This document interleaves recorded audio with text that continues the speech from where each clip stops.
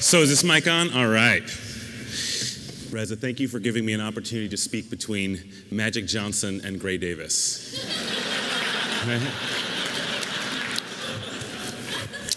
So I know that some of you know Reza just because he's the one orchestrating this event, but Reza's one of the finest, kindest entrepreneurs I've ever met, and it's a pleasure to be your friend, brother. So I think that you know that I own a brand strategy consulting firm in downtown Los Angeles. I founded it myself 5 years ago. And basically what happens is that organizations who are great at making things or making things or providing services are troubled because they're great at making things, but they have a really hard time explaining it to the world. Now, I'm lucky enough to work with some amazing human beings, some of which are in that row right there. What up, my party people? And every one of us, every day, gets to swim around in all shapes of businesses. We have Fortune 100 clients, Fortune 1000, startups, nonprofits with a few people at the head.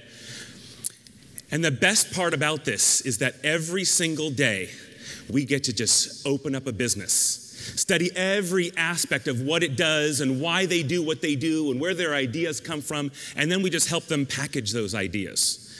I brought some of those ideas to you last year at Alchemy. You remember we talked about brands like Starbucks or Nike. Remember, nobody knows what the swoosh is, right? Or Starbucks doesn't sell coffee. They sell a third place in your life, not your home, not your office, but a place to treat yourself and read and date, whatever it is you need to do there. You knew these things and you understood them, and you not only got it, but you were kind enough to ask me to go all over the world with you to discuss this topic of brand strategy. I already travel a lot, but I was happy to travel with all of you. Whether we hung out in Chicago or China, it didn't necessarily matter. We all came to realize how important branding was. But more important than branding is what I want to talk to you about. And that's what I've found swimming inside all of these businesses every day, or getting to travel the world with all of you and seeing the inside of your entrepreneurial ventures. I found that there was only one common thing in all of our clients, no matter what the size. One common thing in all the businesses that I got the chance to spend the time with through EO. The one common thing was that there was always a leader. And the leader's not the president by definition or the president of the board.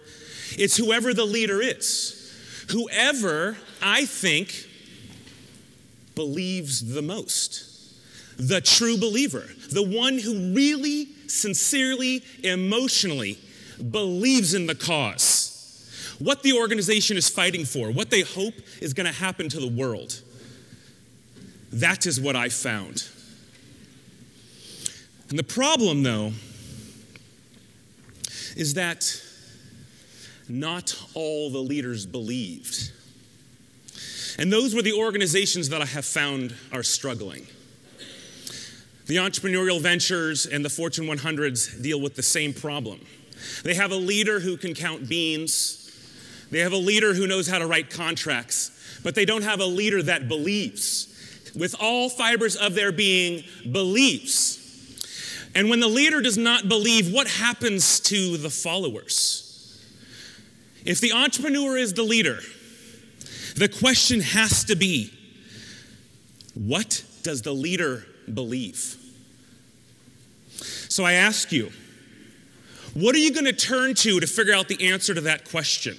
How are you going to tell me what it is that you believe in? Are you going to turn to the governments that are doing real well right now? Huh? Oh, what about the religions? You're going to ask them? How about all those political parties? Do they know what's best for you? How about all the movements? All of them.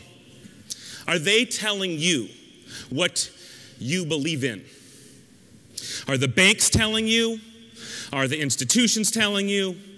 Are traditions telling you what you believe? And I know all of you. And I know for a fact that you don't give a crap about the law. You definitely do not believe that the education system is doing it right. You don't get these border wars, and technology freaks you out. But I ask you, aren't these the organizations that are telling you what you believe? If all of them are struggling, all of them, the European Union's fallen all over itself, state of California, come on, we can barely keep ourselves alive. If all of the systems are trembling, now I ask you, what is it you believe in? What's the most important thing for you to believe in? Huh? What are you going to scream about? The answer, absolutely, without a question, is whatever you care most about. Whatever it is that you believe. And that's what we as your followers want to know. Whether it's Gray Davis or Magic Johnson or Steve Jobs, Richard Branson, you pick. Is it functionally what they did that you admire? Or is it how much they believed? That they believed in something and they never compromised that faith. So when I ask you about you, you have to be able to answer this question. You gotta tell me what it is that you believe in, because when we meet, I don't want to hear how many people or how big or how much money. I don't want to hear any of those things. I can't quantify them. I don't understand enough about your business to know who you are and why you matter. And that's why you need to answer this question. That's why you need to decide what your brand story is. You as the leader. Who are you and why do you matter? What is it that you believe in? I think that there are 5 things that we as entrepreneurs can do to figure this out really quickly. And the first thing I want to talk to you about is a concept called permission. Permission, as in, I am a leader and I am trying to share what it is that I love, but I'm really bound by all the things that have told me how to think. All the college experience that I had, all the bosses that I had, the religions that were taught to me. I am absolutely constraining how it is that I feel based on other institutions, other people, other people's philosophies who do not know what it is that I truly believe. And so the quest becomes not to sequester your care and bound it by these borders that you didn't create. Your job is to give yourself permission, whatever the topic is, when it lands in front of you. I don't care if it has to do with sexuality or your business, whatever the topic is. All you owe yourself is the right to think about it however you want to think about it. Whatever questions come to mind, and don't you dare question yourself. Don't you say, oh, that's not right, or it's not supposed to sound like that, or those aren't the right words, or that's not how it's drawn. Don't you dare prevent yourself from thinking like this. You owe it to yourself to give yourself the chance to figure it out, to know who you are and why you matter. And if you don't give yourself permission to explore those understandings, it's not going to work. The second thing that we need to learn how to do is to celebrate. When was the last time someone gave you a compliment and you really took it? I know you're like, oh yes, thank you, yes, thank you. But I'm serious. You looked them in the eye, you heard what it is that they had to say, and you tried it on. Huh? When was the last time you did that? You know what the problem is? This is the problem. All you do is yell at yourself. All you do is critique the decisions you made, even if they get a 9 out of a 10. You're still the coach yelling at the player. You are the team. You are the team captain. You better believe.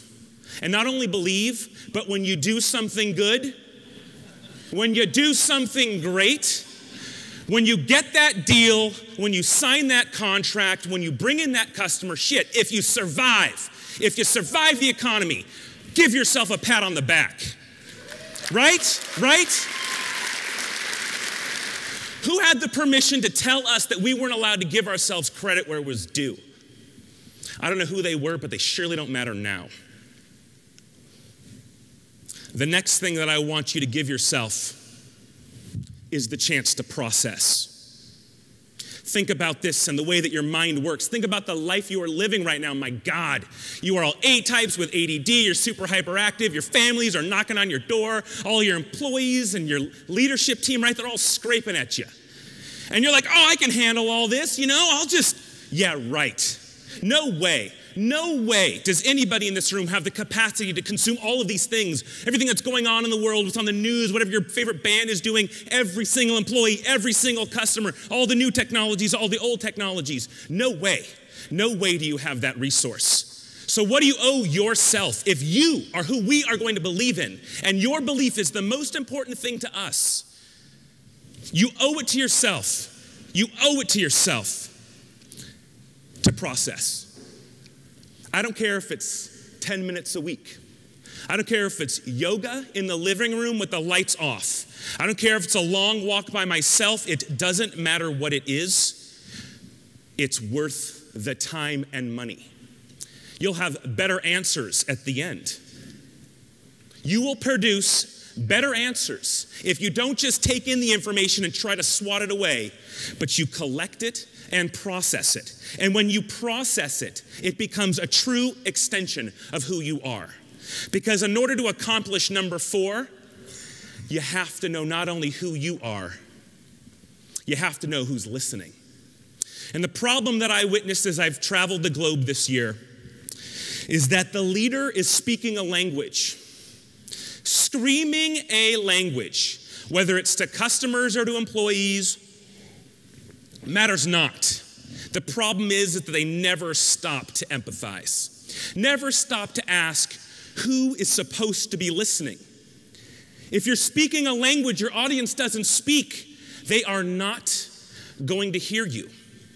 Stop projecting messages the way that you want them to sound, the way that your college education, your religion, your hometown tells you you should speak. The only thing that matters are the people who are listening. And the only way you're going to be able to create a brand story that resonates with them is if you learn to empathize. Learn to try on how they feel about things. Seriously. Don't filter it through your life. Only think about it through theirs. How does it feel? There's a little trick I do with my grad students. At the beginning of the semester, Los Angeles has a lot of interesting people, if you haven't noticed. And one of the things that we love to do in Los Angeles is judge other people's automobiles. And so what we do is we get on the freeway, and even though we're moving at, 7 miles an hour, we are looking at every single car, and we are just passing judgment. We're like, oh, those rims, or that sticker, or that color, or that model. We're just looking at it and trying to understand and finding ways to mock it. And this is what I ask my graduate students to do, and this is what I ask you to do, is just a trial. Don't judge it. Empathize. Practice feeling what that driver felt. Why are they taking this action? And your first answer is only your first answer, because you better have 5. You better think about it, and not only think about it, you better try on how it feels to be them. And the more you practice this, the more you understand what it is that your audience is thinking about, the better you'll be able to speak their language, right? Tell them exactly what it is that they need to hear. Exactly who you are and why you matter, so there's never a question what it is that I am supposed to know about you, what it is that I am supposed to believe in. The last thing that I want you to do is teach. I know it sounds strange, and I know you don't call yourself a teacher, but you're in this room because you're great at something. And there's a lot of people who need what you know. But more than them needing what you know, you need this. I'm teaching 2 graduate courses at USC this semester, and let me tell you, I have learned more in the last 7 weeks of 150 students barking at me every time I talk to them about brand strategy. I have learned more from their questions than I have in 17 years in this business. That means that if you're great at what you are, if you're great at what you do, you need to teach it people. Because what happens when you teach it to people? You learn it twice, don't you? And then a 3rd time, and then a 4th time, and eventually you know the topic so well, you understand it so succinctly that no matter what question that potential client has to ask, no matter what question that candidate you really want to hire asks you, you're going to know exactly what to tell them, because you have been teaching this over and over again. And I do not care what the profession is. If it's human resource counseling, if it's graphic design, if it's law, if it's construction, it doesn't matter. There are people waiting to learn from you. Eventually, when the audience not only understands the language that you're speaking because you have empathized with them, and eventually after you've given yourself the permission to truly explore how it is you feel about anything, when you get to that place, people will speak your words. They will teach the world what you have taught them. So I ask you that if this were your stage, and you had 15 minutes to tell an audience of 400 people what it is you wanted them to remember about the world, about you, and what you care most about, could you do it? Are you ready to tell me who you are and why you matter? That's why this is a problem, and that's why we're all gonna fix it. That's why we as entrepreneurs, as the future innovators, as the enablers, as the innovators that create change, as the ones who are going to fix this global economy, there are simply 5 things that we owe ourselves. We have got to give ourselves permission, unadulterated, unrestricted, no definition, permission to explore whatever topic comes our way and just feel what it feels like to know it. Understand where those feelings have come from. Nurture that understanding. We deserve to celebrate, to pride ourselves on what we have created. We are the creators of the creation. We deserve to feel what it feels like to create and thrive and love because of it. We owe it to ourselves to process. We do. We need it. Our brains need it. It's what REM sleep is supposed to do. 10 minutes a week, an hour a week, a beach or a park, no cell phone, just you. And let me tell you, the first 3 times, it's gonna hurt. You're gonna get anxious, you're gonna look around, you're gonna think this is stupid. Time 4, I want you to call me. I want you to tell me what you thought about and what you realized, because that's you practicing teaching, isn't it? Isn't that you teaching me what it is that you figured out so that you become a master of it? And then you learn to empathize and understand the audience that cares most about what it is that you believe. This is it. This is all that I'm asking of you. Every person in this room has the capacity to do these things. I travel the world every day looking inside businesses. There is no secret Excel spreadsheet. There's no secret marketing recipe or social media channel. Absolutely not. The only single thing that I have found throughout my global travels, meeting with people like you and big brands like I showed you, is that there is a leader that believes. So I ask you, who are you and why do you matter? And why should I believe in you? Thank you.